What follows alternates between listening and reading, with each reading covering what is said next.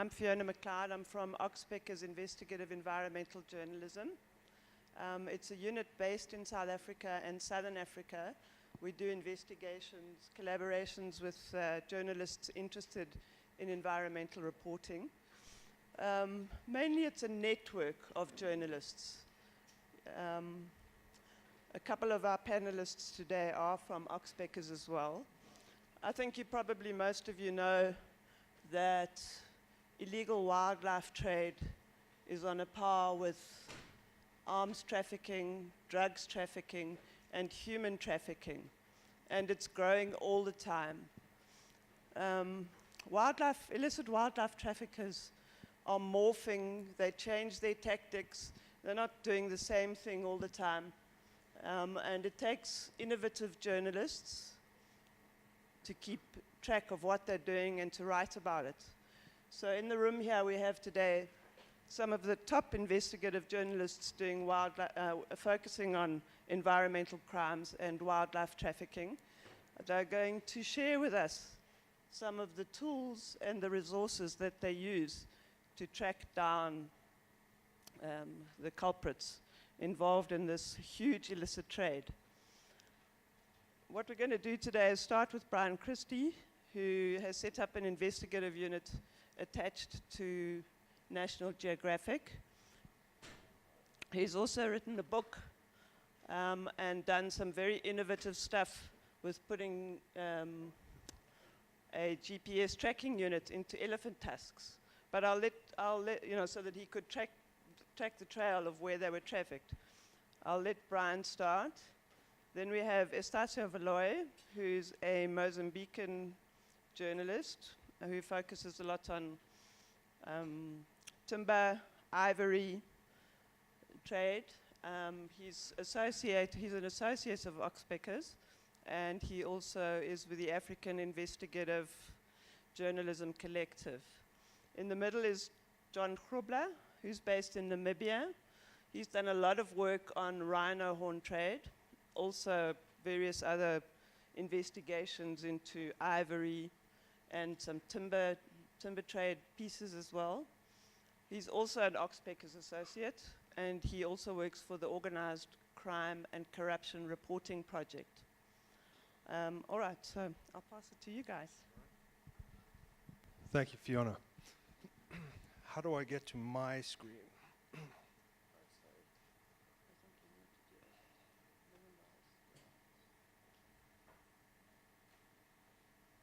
Let me try.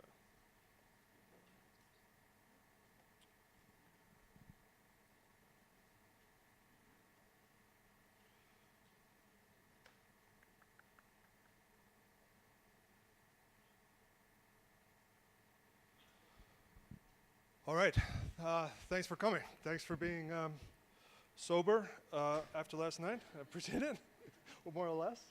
Let me start with a quick story. In 1981, National Geographic did a traditional wildlife crime story. It sent, in National Geographic style, a photographer and a writer around the world to document wildlife trafficking. And it's what I call a legacy approach to wildlife trafficking. Let's cut this down a little bit. And let's do this.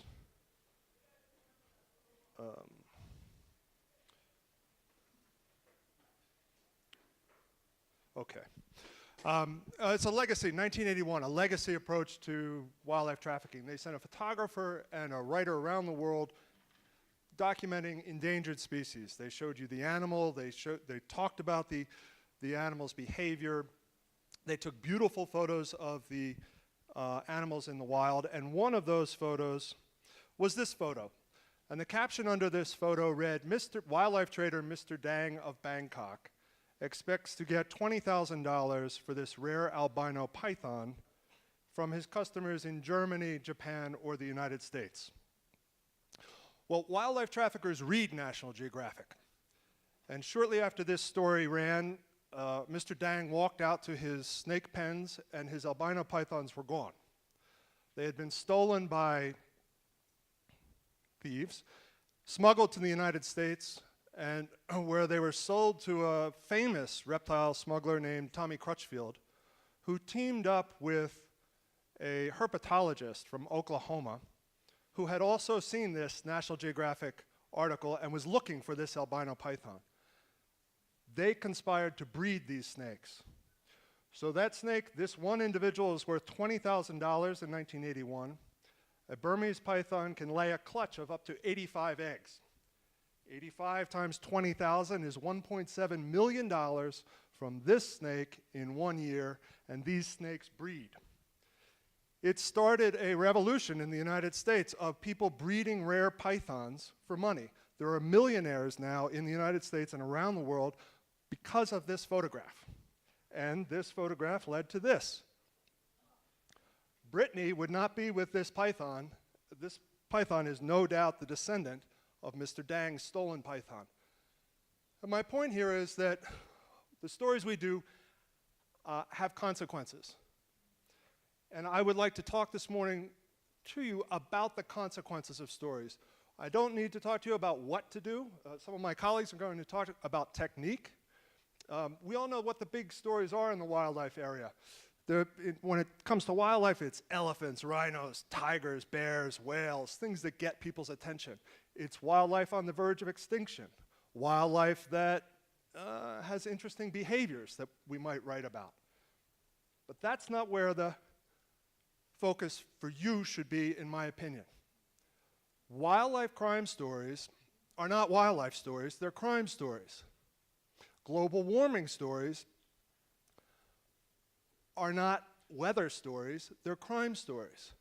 And if we reframe the way we tell these stories, we can turn the problems that we face as environmental and wildlife crime storytellers, problems like, I don't like to see animals killed, I can't read that story.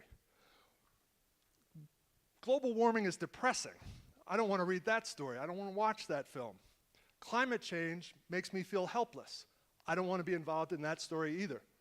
But if we harness the true crime genre, that plot-driven, focused way of telling stories can change the dynamic from stories that are depressing to stories that are entertaining. And I promise you, if you take the wildlife crime stories that you come across and write them and tell them as crime stories, you will get wildlife protected, you will get habitat protected, you'll get polluters stopped, you'll get laws changed, and you'll get people sent to prison. And here's my experience doing that. This is a crime scene, a bear bile farm in Vietnam. This is a crime scene, shark finning. Crime scene. Crime scene. These are crime scenes. These aren't opportunities to tell about the animal. That's a victim-based story. This is a crime and animal abuse scene. A crime and animal abuse scene. This is a monkey having its teeth removed for the pet trade. You only need to show one of these images in your story to harness public appreciation for how bad this is. But most storytellers dwell on this. And I apologize that I'm dwelling on it to make my point. One of my things at National Geographic is I'm regularly saying we don't need to see these blood shots over and over again, which is one of the things that people tend to do. Instead, we want to go after wildlife traffickers. This guy is a criminal. He's Anson Wong. He's on the west coast of Malaysia on the island of Penang, and he was my first effort at National Geographic. Anson was moving all the animals we think about when we think about animals in jeopardy. Snow leopard pelts, panda bear skins. Anson had the Spix's macaw, a bird that's extinct in the wild. Anson had 3 for $100,000 apiece. He had a tiger farm in Vietnam where he was breeding tigers, having them killed, stuffing them and selling them to people as trophies. We went after Anson as a criminal. I called the story The Kingpin to change the way National Geographic thought about these stories. It wasn't the extinction crisis. It wasn't animals in jeopardy. It was the kingpin. Let's go after that guy. Let's move our stories from victim-based stories to villain-based stories.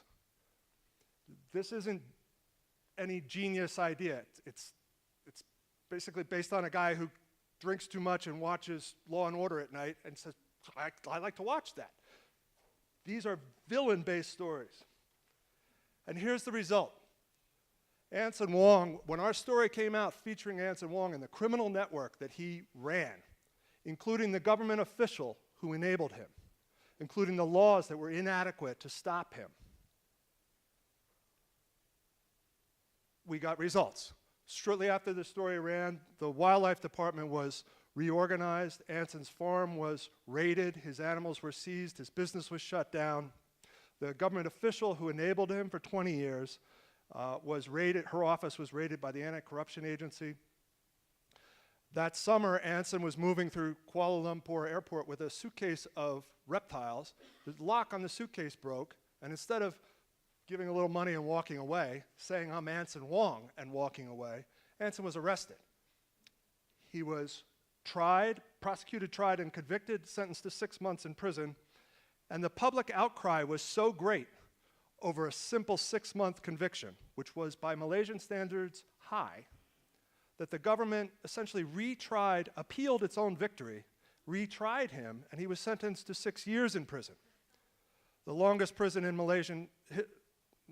term in Malaysian history. Members of Parliament took the magazine onto the floor of Parliament and passed the first new wildlife law in 40 years in Malaysia, holding up the article because it was framed as a crime story, and it gave people things to get mad about instead of sad about, and it laid out a formula in its narrative identifying things to change. So we took this model and we went to elephants. It's the biggest, most trafficked, highest value species in the world, potentially. A species whose illegal trade corrupts governments around the world.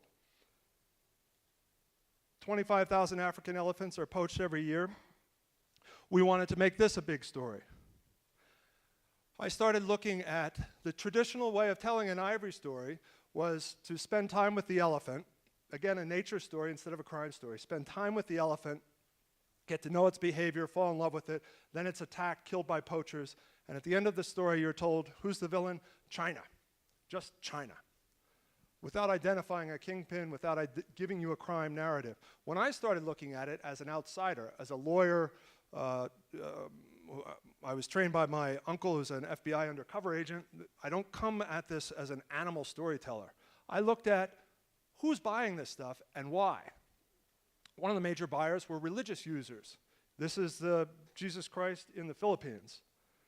Even ivory carvers in China were making figures. If you look closely at those figures, those are mythological figures from Chinese history. Fu, Lu, and Shou are common subjects for high-end carving in China. And I realized, oh, religion can be my villain here.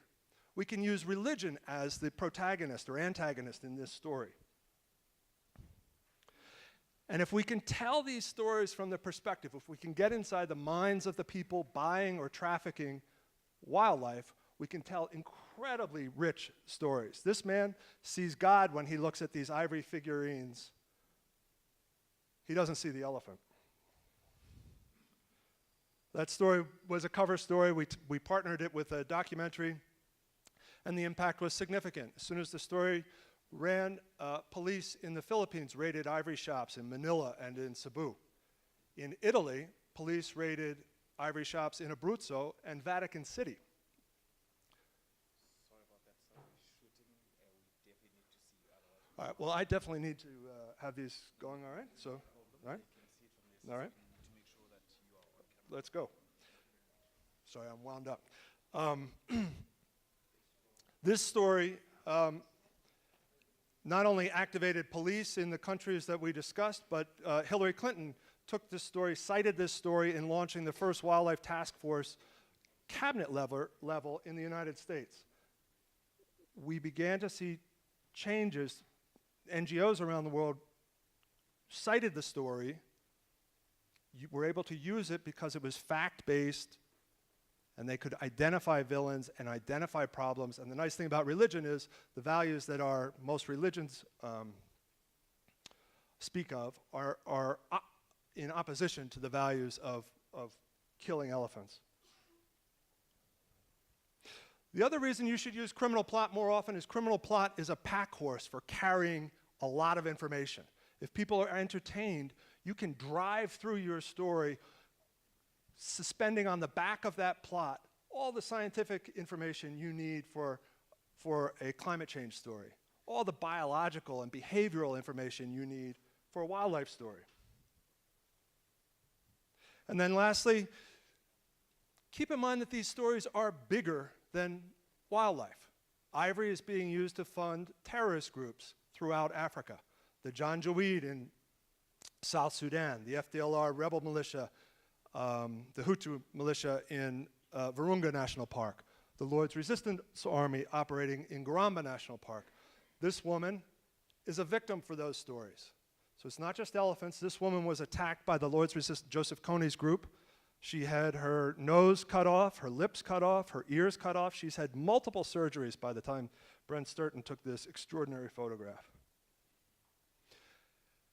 A couple of quick tips, 3.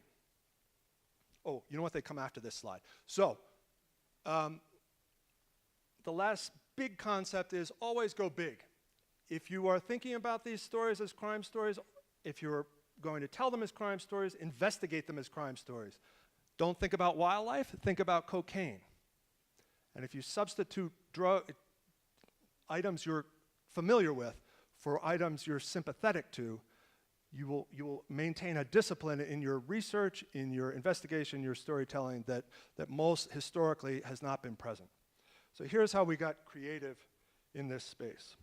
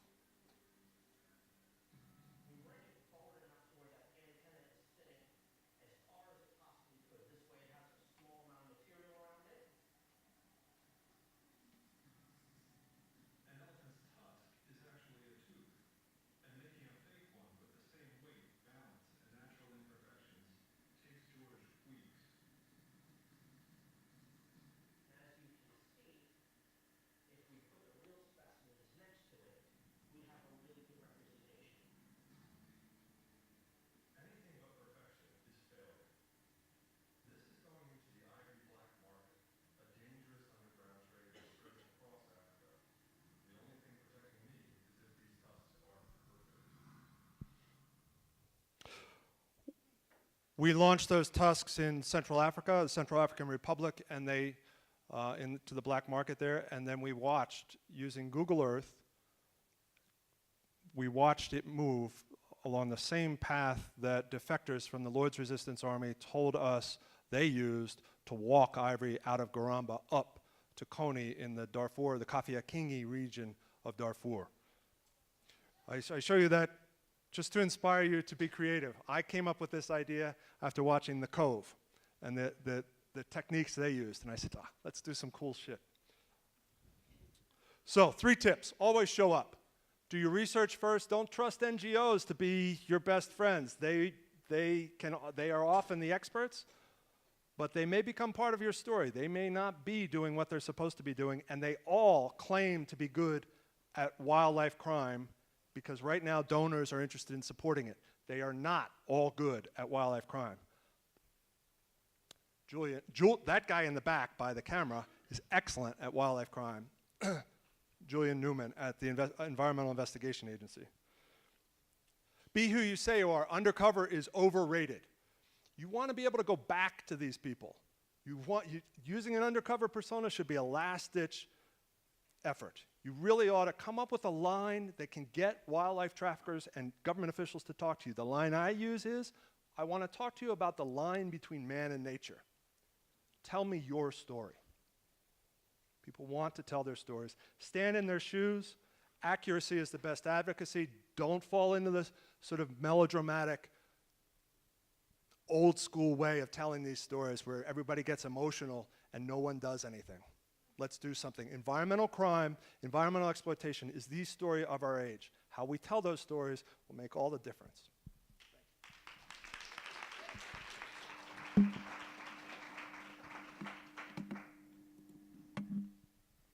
Thank you. Thanks, Brian. The next person is going to be Estacio Foloi, and for people who came in late, Estacio is a Mozambican journalist. Excuse me.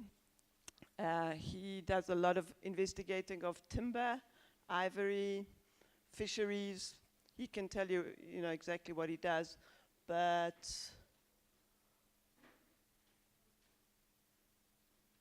we just got to get the presentation together. You want the website as well?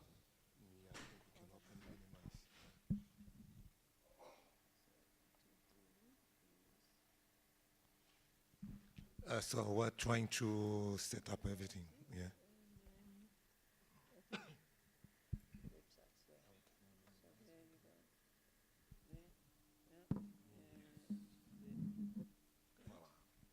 Thank you very much, Fiona. And you want to find your stories in Oxpeckers then? And you get to the folder with your stories. You can start with it. Thank you very much for being here. So I have to apologize. My voice is really cracking. I just had a bad day. But what I'm going to do, I'm going to take you from here to Mozambique. I would like to take you so we can meet some ministers, some generals, directors, and of course some Chinese people involved in timber looting from Mozambique to China. Of course, you are aware, all this process has been going for a while. I do remember reading yesterday about a speech which was given by the environmental Mozambican minister, South Korea, saying that if we are not able to take proper action, we're going to end up without timber in Mozambique. The fact is we almost have no timber in Mozambique. So my story starts exactly in this day when I was passing by the harbor, as usual. And what I found there was these trucks. I asked one of the guys who was there, one of the drivers, what are you doing here? You've been here since the morning because they passed by twice. And he told me that they are waiting to be paid by the Chinese people. But at the same time, he told me that the Chinese people were supposed to pay the money to the people of the harbor. In the other side, the harbor was completely empty, no trafficking.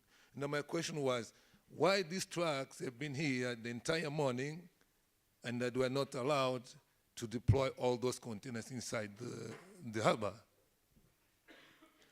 That's when my story started.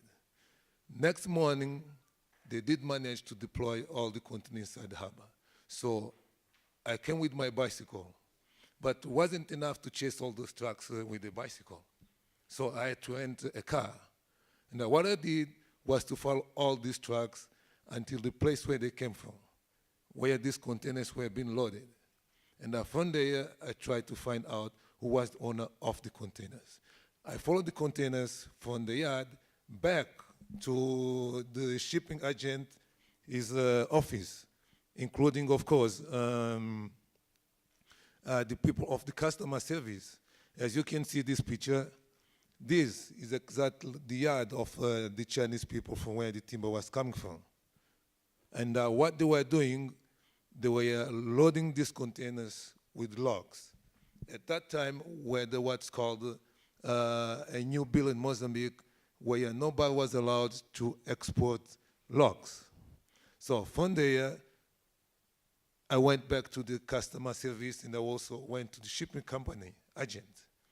I asked him if I could export some timber, and of course, he agreed with certain amount. But this was not my main story. This was only a kickoff. From here, by coming with all this process of burning timber, and was a trunk operation going on in Mozambique where the environment department and also the customer service were involved. Of course, everyone was happy because they ended up with seized many tons of timber. So I had to call the Mozambican director of customer service. I asked her to visit all the harbors in Mozambique. Somehow, perhaps I was lucky, I was granted. I do remember some organization did not manage to visit all the harbors in Mozambique.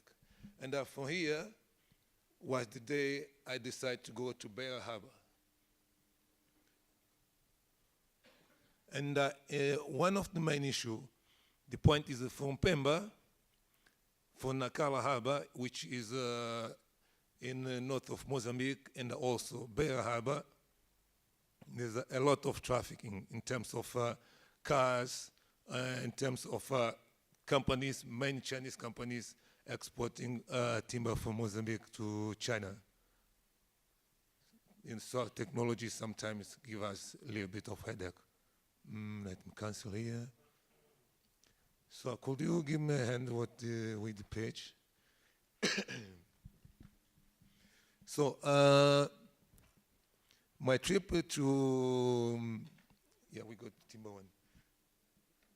Yeah, my aim in Beira and Nacala Harbor was exactly to find the link between the customer service, harbor administration, and also the shipping agents. How all these main people were able to smuggle about 1,500 containers, or to have more than 1,100 containers inside the harbor. So, of course, as I was saying, these were illegal logs in Pemba.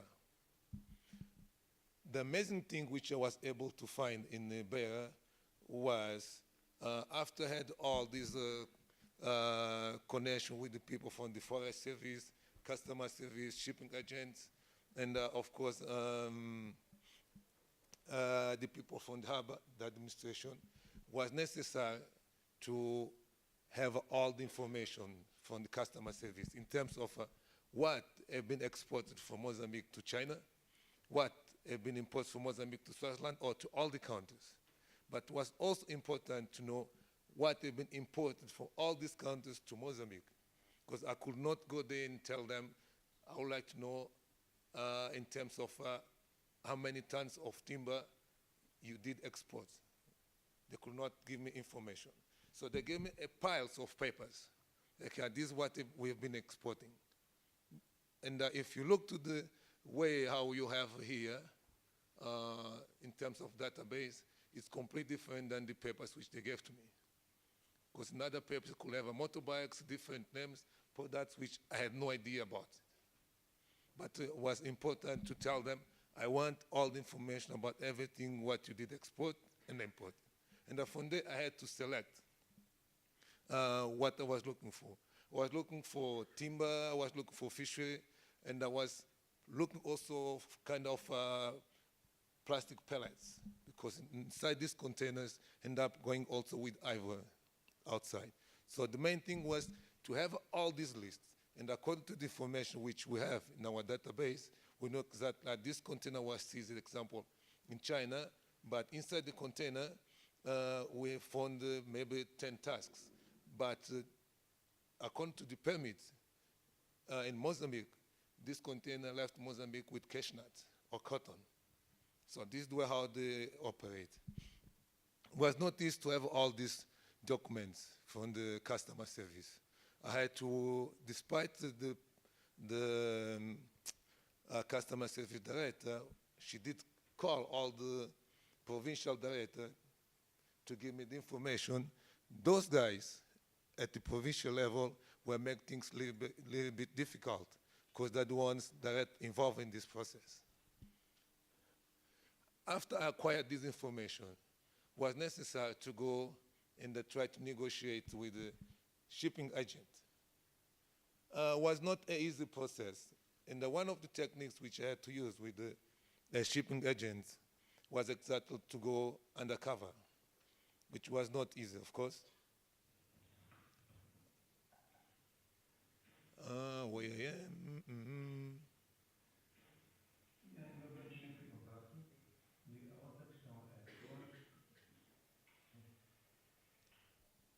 Okay, here what happened, I went there to speak with the shipping agent. And I had my mobile phone switched on, or I guess I had it. I had my spy cameras also on. I had my camera also on, because if you are using your camera, you can just put your camera on the manual, you switch on the video, the camera will be recording the voice, not the image. And from the other side, I had the other tape recorder. I don't know how, when I arrived in his room, all this equipment failed. I don't know how. Yes.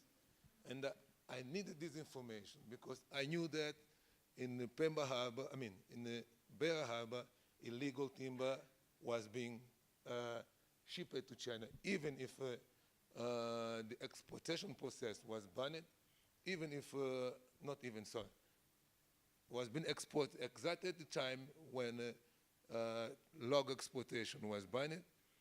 No timber exportation was allowed. But I knew that these guys were doing it. As I was saying, all the equipment went off. I came running downstairs, I switched on the equipment, was nothing. So, how to go back and get this information again? That was another story.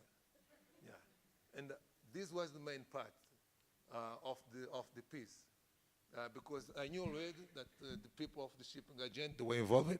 I knew that the people from the customer service were involved. I knew that the generals and minister were also involved. But I need this kind of information. I went back to his office, and what I did when I arrived there, I told him, sorry, I couldn't understand what you said, your mobile phone number. Could you give me it again? And by the way, yeah, I forgot about two things. The other thing, can we negotiate about this business? You are telling me that if I bring you one container, you're going to charge me 150,000 met. But if I bring you 40 containers, going to charge me 25 per each container. So this was the conversation. They say, yes, can come and do it.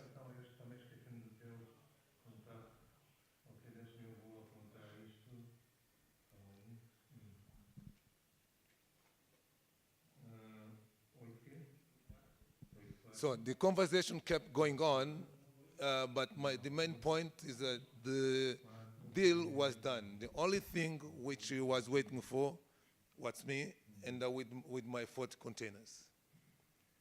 And how to get these 40 containers? That was another issue, because I needed a big picture of the involvement. I spoke with some timber trader in Beira. I spoke with some people from forest department that they could come with a truck full of timber, and I could set cameras around the container or around the truck.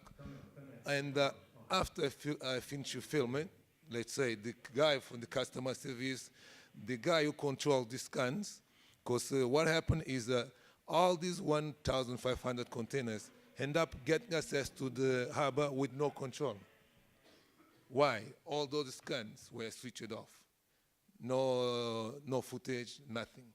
Then you end up asking yourself, how can you have a 1,500 containers and nobody knows nothing? And of course, the guy from the forest department, he did agree with me. And from there it was necessary to involve some cops, but that was not my problem. This was about the forest department. My aim was exactly to have this truck or to have this container so I could come with a big picture. Unfortunately, I was frustrated because I could not get this truck. Everyone was a little bit, some a little bit afraid, some a little bit concerned, I guess, with the chiefs. But a part of all these difficulties was also necessary to prove that the timber which has been exported to China is really, really, really high if we compare with what is in Mozambique or with what was exported from Mozambique to China. And after all that process of being with this guy, the shipping agent, was necessary to compare the timber which I had in those files which I was given all this customer service department, also forest department, with the timber which was registered in China. I did try to call some Chinese friends in China, but it wasn't easy. And then something came up in my mind. I had to speak with some friends from EIA because I needed and I had to get it. Because if was not possible to get it, so my store could not come with a good balance. Yeah, and I got this. Then went up realizing that the timber exportation, which was registered in Mozambique, and with what arrived in China, was a huge disparity. In terms of tons, let's say that in Mozambique we did register 2 tons. In China was about 10 or 20. So was a huge difference. As you can see this map. Imported by China from Mozambique. And what we exactly export to that side. We look to this graph here, then we realize that the difference between what I found in those files from the Mozambican department, I mean forest department, customer service, we compare with the last sheet I just saw, and this graphic, we find that there's a huge difference. But then was also important to go to the people administrate the harbor, because the Mozambican harbors have been a place from where all these legal products have been exported, for ivory, rubies, timber, all these things. And you cannot have a house, you cannot have a harbor where you have 1,000 containers and you don't know what's inside these containers. And you're not responsible for these containers. But you end up saying, yes, we do our work with safety, responsibility, we are accurate, and you even have 1,000 of civilian cameras, CCTVs. But at the end, you come to me and you say, no, I'm not responsible for these 1,500 containers or what is inside. The point is, yes, the harbor has his finger on it, the administration. We went direct to the Transportation and Communication Minister, who was a part of a company called Cornilda. And when the minister, or when he became minister, of course, he was still linked with this company called Cornilda. And they also had a business with his brother who passed away. What he was doing was benefiting his companies. First of all, his transportation company, which is directly linked with Cornilda, and that was also benefiting Cornilda. Was a tender which was worth 20 million mets with no publicity. What he did, he adjudicated this, let's say, this project to his company. So his company ended up benefiting with this 20 million mats. And we also found out that who controls all the harbors in Mozambique is the minister. So the question was, why are these containers still going for Nacala Harbor? Because in Nacala Harbor, what I found was several containers. One contained cashew, the other one contained cotton, were about to be shipped from Mozambique to China. So how was the process? They were using two permits. One for Mozambican authorities and the other one for the Chinese authorities. In Mozambique, they could show you the permit which is written cashew. But in China, they could show you the permit where it's written timber, because it's what was inside. And once again, the question was how all these containers end up going to the other side. You have scans, you have all the security process installed. So I end up finding out that the former agriculture minister is also involved in timber smuggle. I mean, once again, and he has this Chinese partner exact at the harbor of Nacala, where they have a concession, some kind of concessionaires. So for him, it was also easy to take this timber inside. And it was important to expose not only the transport and communication minister, but also this former minister and all these other Chinese people involved in it. And in terms of techniques, as I was saying, I didn't specify. I had to come from data journalism, undercover journalism, and using open sources. But once again, it was not easy, and I was frustrated. I had to sleep when I was in Beira, because there's this place, this restaurant, where it's exact in front of the harbor, in front of customer service. And everyone from the harbor, everyone from the customer service, end up going to this bar or this restaurant. So that's the place where I end up sleeping the entire week, trying to get information about all these things. And you can imagine, basically you don't sleep. Too much beer, too much food, full of girls, prostitutes, everything is there.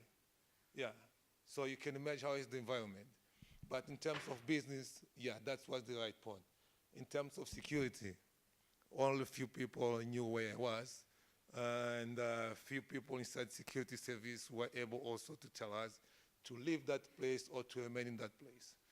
I think I don't have more time, but it's a long story. Anyway.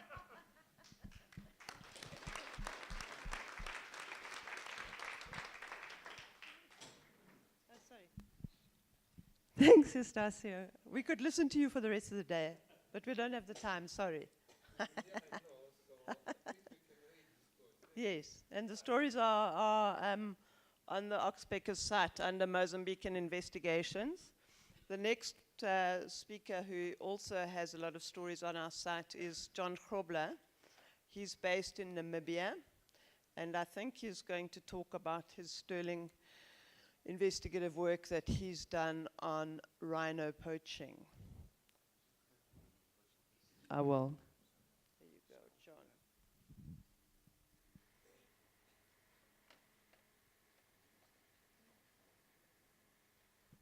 Good morning. Thanks everyone for coming. Thank you especially to my collaborators, my Chinese collaborators who are in the audience as well. Give you some background. I'm a freelance journalist. I've been a freelance journalist since '97. I went to work for the New York Times in New York on a fellowship and got back home. Couldn't find work back home because I'd gotten a little too big for the newsrooms there because they're tiny, and started freelancing. Now, I've always been writing about corruption, and it's been the main driver of my journalism. It's all about accountability and transparency and trying to engineer a more just and equitable society. And thanks, Lee. I had mostly up until 2013, I'd largely been writing about corruption in mining, banking, the usual suspects. All of the stuff I knew from those investigations actually, became part of my investigation to the rhino poaching. A little bit of background. Namibia is a vast open place. It's about 720,000 square kilometers with only about 2 million people, 2/3 of which are concentrated in the northern parts of the country, which is deeply rural still. The rhinos occur in the northwestern quadrant. I mean, if you, that is Namibia. This is the east, and on this side, that's the Atlantic seaboard. So what I was chasing, basically, it was in this corner here. Very difficult to do from Windhoek because Upuvo, which is at the center of where all the poaching was going on, is a 9-hour drive away by car. It is the least developed of all of Namibia's regions. You have very limited cell phone coverage. You have just one town that actually has any kind of infrastructure in terms of internet access or ATMs. Trying to pay people on the ground, became a problem. So what I started doing is once a month I would jump in my old landy and head out into the Kunene region for 10 days, 2 weeks, just to try and pick up on what was going on the ground. In the 1980s, the black rhino population of that specific area had been decimated as a result of the war that was going on in Namibia. We had war until 1989, and the military in those days had kind of wiped out everything that walked, by itself up there. So by the early 80s, they were down to about 40 rhinos. Sorry, I must also make this distinction. There are 2 distinct rhino populations up there. And they are black rhinos, very different from white rhinos that you have in South Africa as well. Solitary, difficult animals to work with, quite aggressive. White rhinos you can basically farm, and this is what they are doing with them. They have been breeding them very, very successfully, exporting many of these rhinos back to Namibia. Black rhinos, however, are very slow breeders, are very cranky, are very territorial, will charge you if you come close, if they can't run away, and are generally very difficult to work with. Part of the rhino population that survived in Namibia, I think they're about 5,000 now still alive, and about 2,000 of those, 1,800 to 2,000 of those find themselves in Namibia. About 1,400 of those are in the Etosha National Park, and then immediately adjacent to that in the desert, because this is a desert area that we were talking about. The Kunene is a rock desert area, and that is important to understand. It is not a place where you can just drive in, find a rhino, pop it, shoot it, get the horn, and get out. It is an incredibly rugged, inhospitable area. It's perfect for rhinos. Because it's very mountainous, it's deep valleys, and then all of these secret fountains all over the place where the rhino get the water from. Now, black rhino are always poached in a very specific fashion. They wait for them to come down to the waterhole late afternoon, because during the day they sleep. It's too hot. Temperatures up in that region are over the 40s at the moment, and will stay there until it becomes winter again. So the rhinos have adapted to this particular sort of climate. This kind of climate, they rest during the day, and late afternoon they will go down to the waterhole, drink water, and then they start moving into the hills and start feeding on euphorbia, damaranas, and these other exotic plants they eat. Black rhinos, unlike white rhinos, are browsers. They're not grazers. White rhinos have the big front lip. I'm sure I'm telling you things you know, but they occur in grass plains. The black rhino is a browser. It eats at bushes, so that has a has a long prehensile top lip. So it became very obvious to me right away that it wasn't possible for outsiders to just come in find a rhino, shoot it, cut off the horn, and get out, you know, without anybody noticing, because there are maybe 5 roads that lead through this area. I mean, there's one main road that leads into the Kunene region. The fountains sort of, you know, either side of that, but these are not marked anywhere. You know, there's no map. There is a map of these fountains, but it's a, you know, it's top secret map. It's kept by a friend, because this is how we kind of monitor the rhinos. But so somebody would have had to give them help, I realized. And it also became obvious to me that after some time, that they were picking off all the biggest rhinos that weren't microchipped. What they had done in order to try and protect them was to implant microchips in the horns. Yeah, I shouldn't give you too much of this information that people get upset. They put microchips on them. They put 3 microchips on them, in fact, which is supposed to transpond when the moment you go past and, you know, cell phone network, it's supposed to give a signal, and the say the Rhino Trust people, a small NGO that's been looking after them for the past 25 years, will be alerted to the fact that there's rhino moving where it's not supposed to be. So it became very clear to me that there was sort of inside help. Rhino poaching had actually ceased by the late 80s. We had a severe poaching case right at the end of 1989, and then from the early, from 1990 onwards, was when Namibia became independent, things changed, and the rhino poaching got massively reduced. There was one more case in 94, and after that it sort of went quiet. And I'd stopped reporting on the rhinos as a result. You know, my friends who were running the Rhino Trust seemed to be doing really well. And it was only many years later, you know, around 2012, that suddenly we had a case of a rhino being poached right in the middle of, you know, this rhinos outside of the park, which is unique in that, I'm confusing myself as you as well. So just bear in mind, we have 2 distinct populations. Well, one population that is inside the Etosha Park, which is protected, fenced off, and then you have this population of about 160 to 200 rhinos, we think, that are moving in a communal area, living amongst, you know, there are people living in this area as well, with cattle, which became a very important part of how they were poaching them. So I was trying to crack this egg from way off, you know, back in Windhoek, 900 kilometers away. So I started going up there, and eventually I found myself informers. I hired myself young guys, and I would pay them out of my own pocket, just little money, just to, if they hear of anything, just to let me know by SMS. I eventually had to then to buy them cell phones as well, because there's no electricity there. I also had to buy them solar panels to charge their cell phones.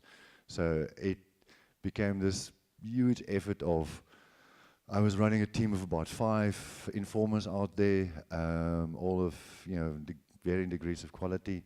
3 of them are still left with me. Some have had to fire because they, you know, were playing both sides of the fence. I was trying to basically, like the police, catch the poachers, you know, in the act of poaching. But that turned to be completely impossible, because the moment I cross into that area, there's a fence that runs across the top third of Namibia, and beyond that is the communal areas. The moment I cross that fence at Palmbach, you know, the word would be, you know, spreading all the way north, you know, that journalist is here again, and everything would just stop. And the moment I got out of the area, then there would be a poaching again. So it became very clear to me that I would have to do kind of a remote monitoring of what is going on. So firstly, I got myself informers, equipped them with cell phones, equipped them with solar panels, and then just sat and waited and monitored things. And I then started realizing, you know, there's a problem. They seem to be able to pick off all the best rhinos with the largest horns that have not been microchipped. Now, the animals are all kind of recorded on a database that is locked away in the safes of the Ministry of Environment and Tourism, because it's so sensitive. Because, you know, you don't want the poachers to know how many rhinos really are there. And please, this number of 160, keep it to yourself. That is actually a top secret that I dropped now by accident. Somebody knew which rhinos weren't microchipped, and they knew exactly at which fountains they were drinking. More importantly, they knew where these rhinos last had water, because I realized that there was one specific team attached to the Save the Rhino task that whenever they did a patrol in the area, came out, the next time, within a week or two after that, there would be a poaching in the area that they've just come out of. So it became clear to me that somebody was telling the poachers where they last saw a specific rhino with a horn of desirable length that was not microchipped. So there was inside information leaking out. So I had a hard run at the Save the Rhino Trust and basically put them to the knife. Said, like, you better change, you better do something about this. And they agreed to do an internal investigation into own ranks, and that cleared out a whole lot of stuff. They appointed new people, moved the teams around, broke up some of the teams, and the actual poaching in the specific, in this Kunene region outside of the park had become less. I then decided to move my investigation on to the Etosha Park, because by then, whereas we had not had any poaching for 15 years, suddenly we started picking up, they'd been poaching inside the Etosha Park. And as with all things in Africa, I mean, unfortunately, it's the corruption that was kind of driving the whole damn thing. The fences had been completely neglected, had broken down. The communal farmers in the area were basically chasing their cattle into the park to graze inside the park, and also using this opportunity, as they were doing outside the park in Kunene, using the movement of the cattle to obscure their tracks. When they were going into the fountains, they would walk in front of the cattle, coming after them, so it covers the tracks. And once they've shot the rhino, they wait for the cattle to come and drink it in late afternoon, and then move out with the cattle again, so you can't even track them. So they were doing the same thing in Etosha as well, and it became evident that the losses in Etosha were actually much higher than the officials were reporting.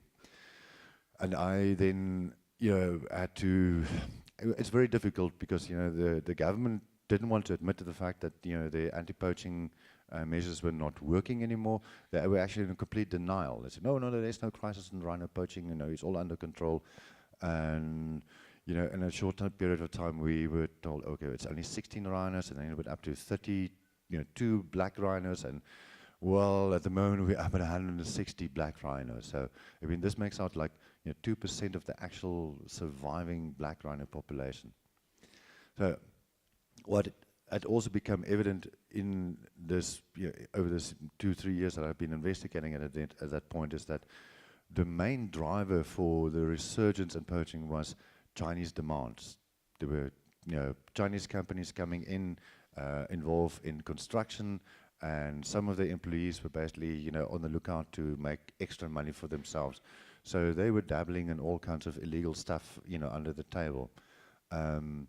Because we then had a case in 2014 where they caught 3 Chinese guys trying to leave the Siokotako National Airport out at Windhoek with 2 suitcases with, well, a few items of women's clothing and 14 rhino horns. So, I mean, it was clear that they thought they would be able to get out just like that. And it became evident to me that, wherever the Chinese had moved into areas, the poaching immediately had picked up massively. Poaching of all species, pangolin, rhino, elephant, even the smaller species, tortoises, they were basically collecting this to sell for food or to collect or make money out of somehow.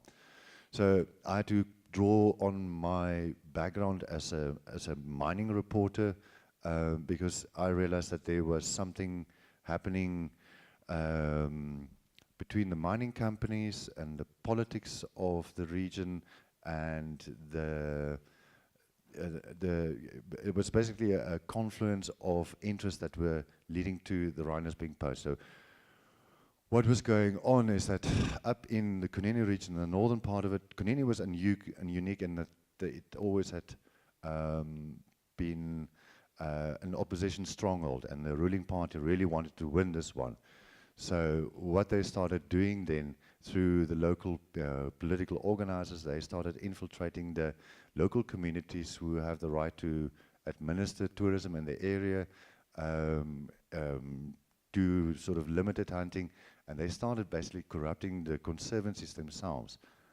Greed was driving the whole thing. We had very strange movements of people. We had Himbas moving down from the northern part of Kunene region. Himbas being pastoralist farmers who would, what's this? Oh, yes. Just take me to the. This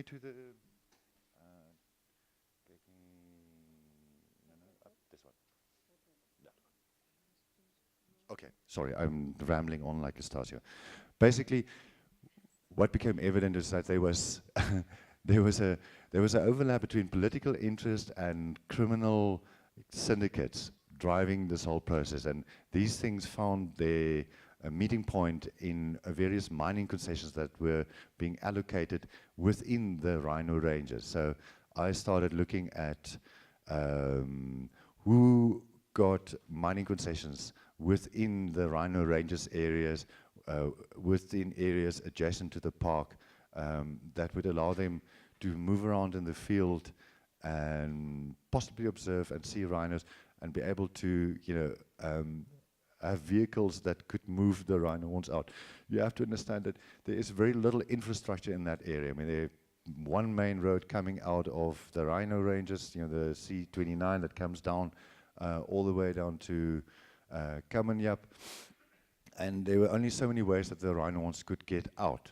So what I started noticing is that there was, the moment a Chinese company got a rhino, a copper concession or a mining concession in any area, you very soon had a specific faction of the Himba pastoralists that was aligned with the ruling party, also moving into that area.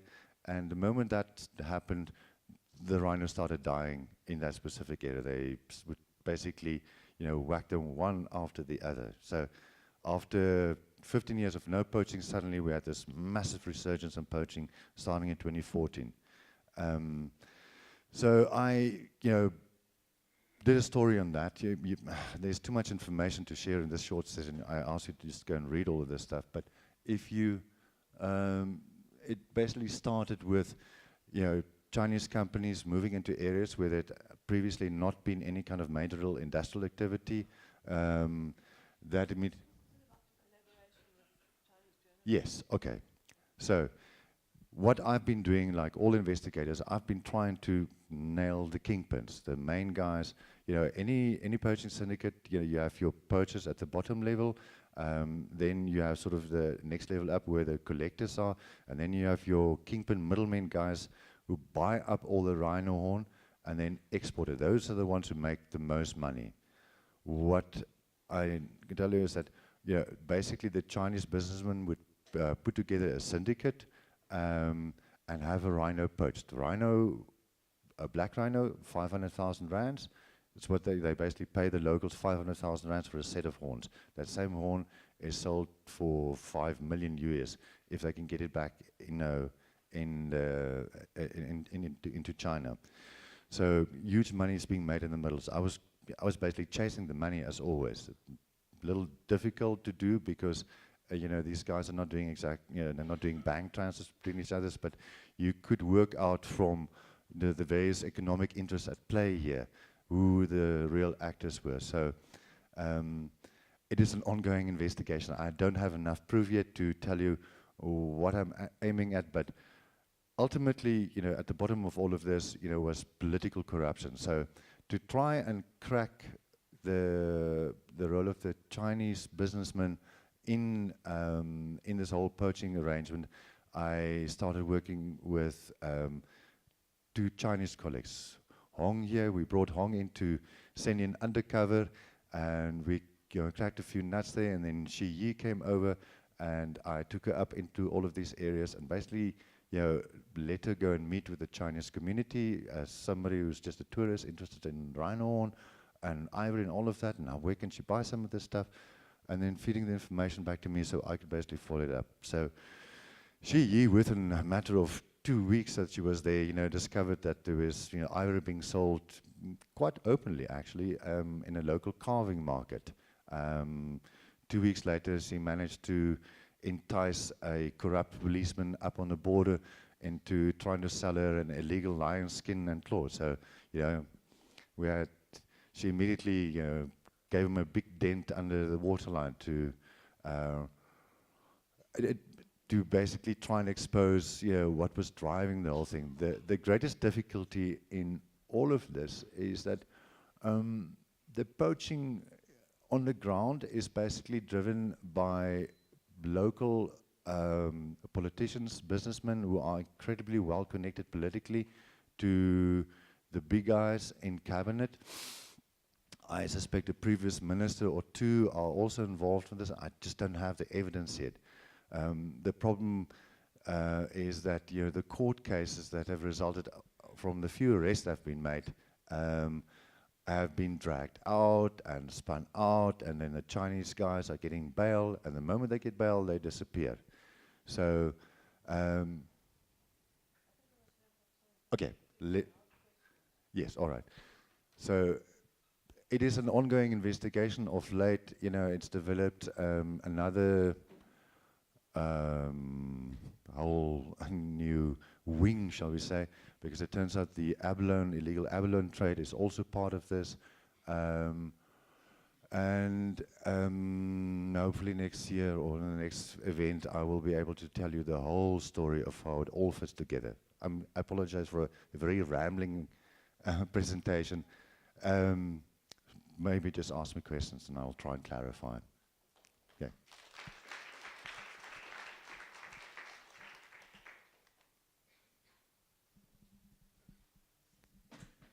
Thank you so much. My name is Justin from Zambia. I just want to find out how you would protect yourself, because these are transnational crimes, and the people that are perpetrating them are very powerful. They have connections, they are rich, and as soon as they hear, as soon as they get a clue that you are following them up, there will be two things that they will quickly try to do. The first thing will be to buy you off, to bribe you so that you cannot continue to follow up the story. And if you resist, the next thing they can do is to eliminate you. So how would you try to survive in such a predicament? Well, as for physical threats, I mean, because of my anti-corruption work and other respects, I've had, you know, major run-ins with the ruling party, and I fortunately have a reputation for being uncorruptible. I just don't. So, first one wasn't possible. Because of that particular, 2009, for example, I got attacked by 4 guys who kicked the hell out of me, put me in hospital. I sued them, took them to court. The state lost the case because of corruption, because of the prosecutor, but I cost them a fair amount of money in legal fees. So that kind of puts them off. You know, they're nervous. You know, they're not just going to have a run at me that easily again. I do take precautions. I mean, I borrow other people's cars these days. I try and work undercover. I tell people, oh, I'm going down to the coast where I'm heading up in the opposite direction. So, you know, I kind of lie to them as well. The other thing I should have mentioned is that I have been using Facebook to basically push the stories out at people and just to monitor what's going on. And it's become an incredibly useful tool for information, because people, you have a lot of people sitting around, you know, just staring at Facebook all day, and they've been sending me information. It's a little overwhelming at the moment.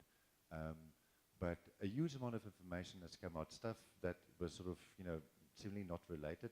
What I left out completely is that, you know, as part of all of this investigation that I've been doing, if you go through that list of stories, you'll see I also started looking at the rosewood, because my suspects, my main suspects of middlemen, they've all been dabbling in the rosewood as well. So you use whatever tools you have. I deliberately try and deceive people about what I'm doing, but it doesn't always work. I mean, last week I was up in Otjiwarongo. Sorry, I just want to answer this quickly. Within an hour of me interviewing the policeman, I had vehicles follow me around, so you know when you're blown. So sometimes you just know okay, it's not going to work, back off, go away. And you try again another day.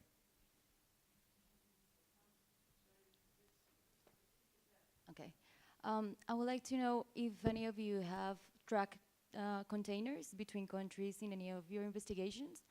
And for example, Estacio, do you know if China was the final destination of these containers? And also, how did you find out which was the company involved in the trade in Mozambique?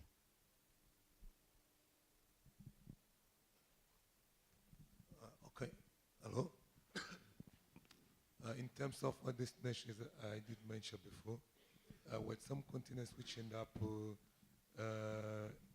in China, some continents which end up exactly in China but directly to coming from Vietnam to China.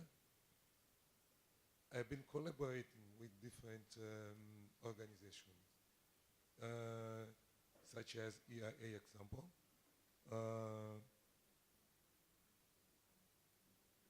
Yes, was a documentation in terms of data.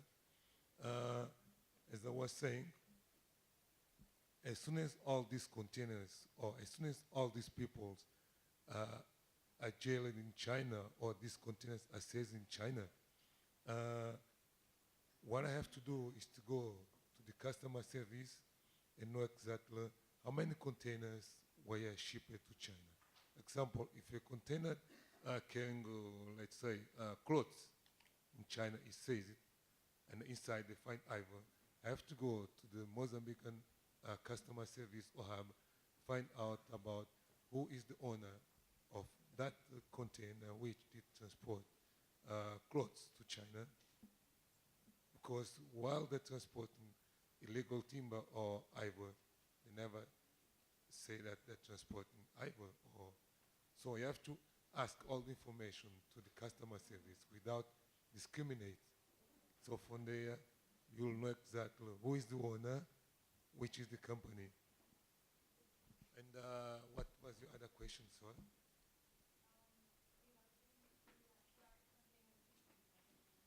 The other way which we did try to track containers, some of these people who are involved in import and export, they end up coming look for containers. And one of the ways to ask Fiona if she has containers to sell. So I go to China's company or ask someone from my team to go there and tell them, yes, we do have containers. And now if we have a track device, then we put in the containers. Yeah.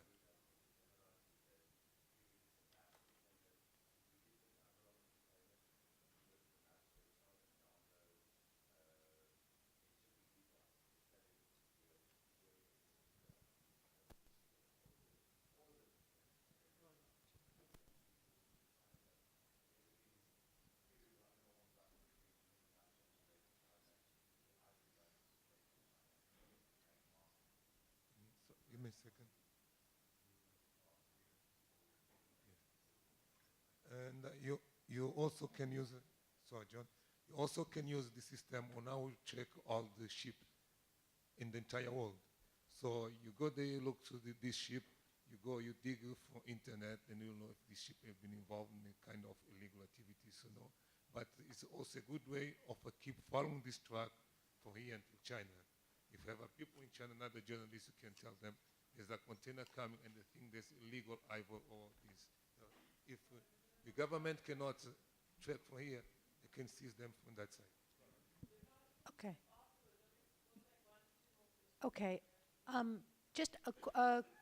Bryan, you talked about some of the results of your work, and I'm wondering if Oxpeckers and you guys could just talk a little bit about what impact, if any, your work has had and what you've done to try to increase the impact of it. Yeah, I mean, that's a big question that probably take longer than I can spend to answer now. We've had a lot of convictions, associated arrests. I mean, in terms of impact, the fact that there's so many people interested in this story, for me, is the biggest impact. You know, that we've got journalists, investigative journalists from around the world who actually want to do, you know, they're saying, listen, we want to do these stories. This is happening in our area. I mean, we've got Eduardo from Bolivia. I had a chat with him this morning. So that, for me, for Oxpeckers is the most important impact. But if you want further details, come and chat to us afterwards.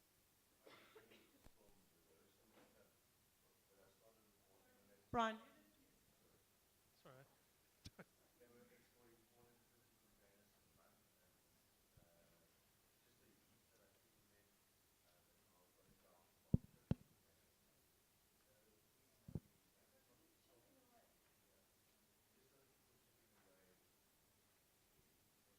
No, impact is really difficult. You're under pressure as a journalist to show impact.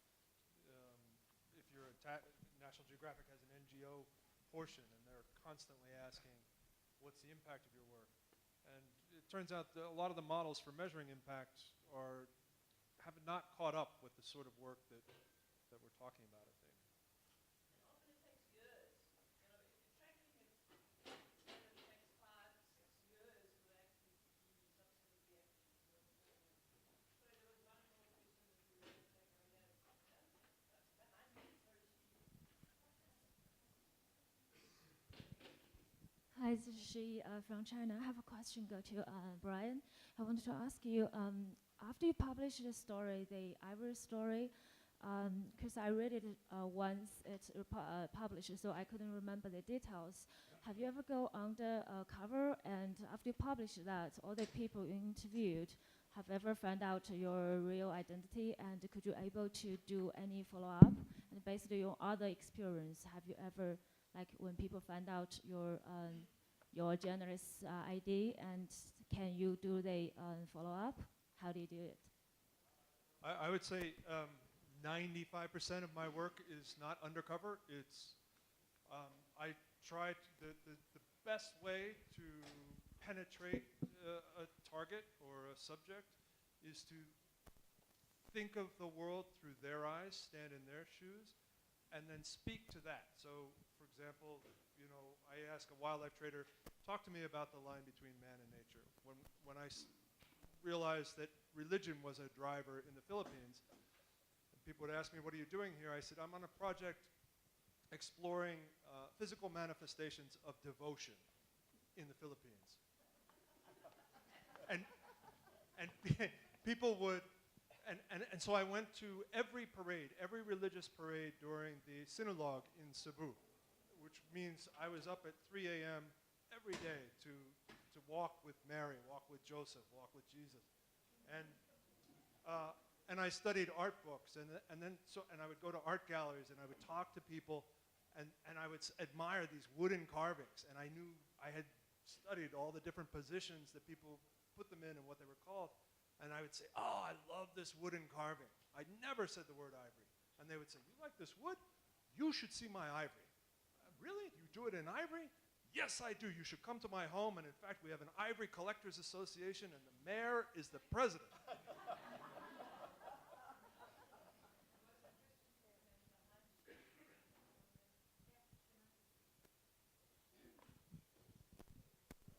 So it was for Nastasio, and kind of pairs with the question on the containers.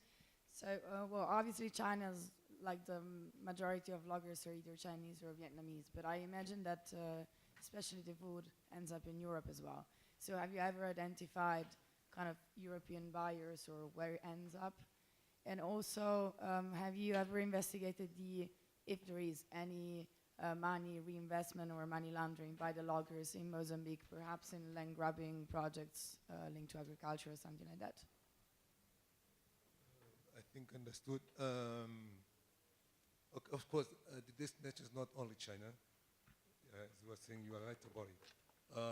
You end up having products in Europe made with illegal timber coming from China.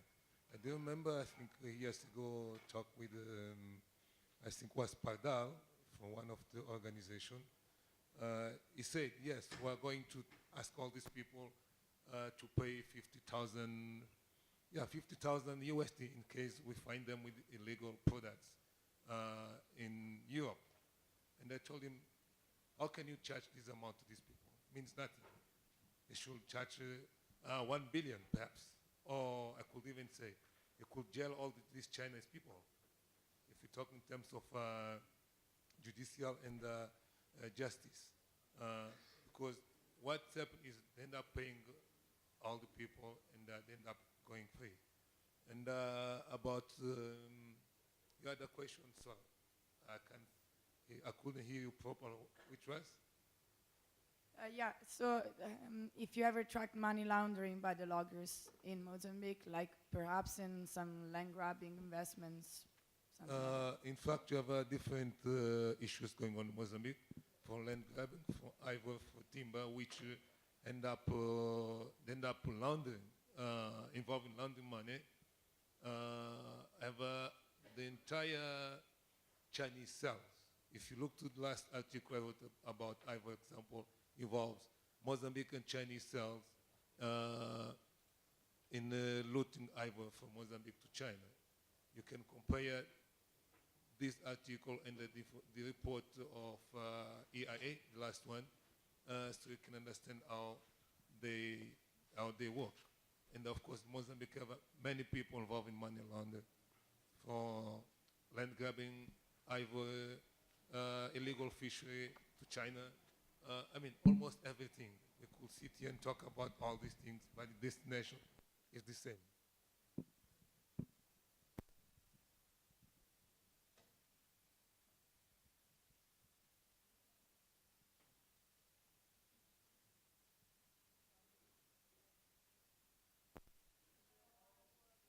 Hello everyone, I work in a social enterprise called China House.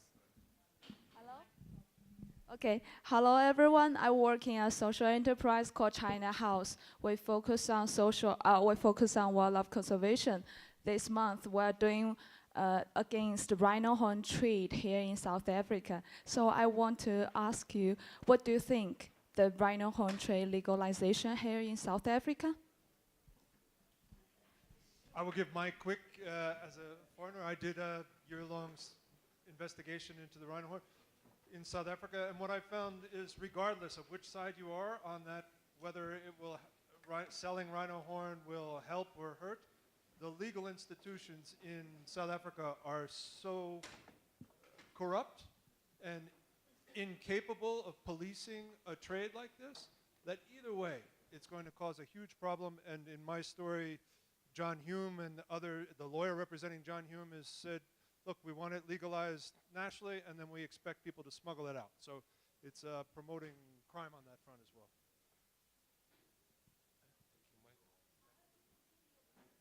Yeah, please continue the conversations outside. We're already over time. Thanks, guys.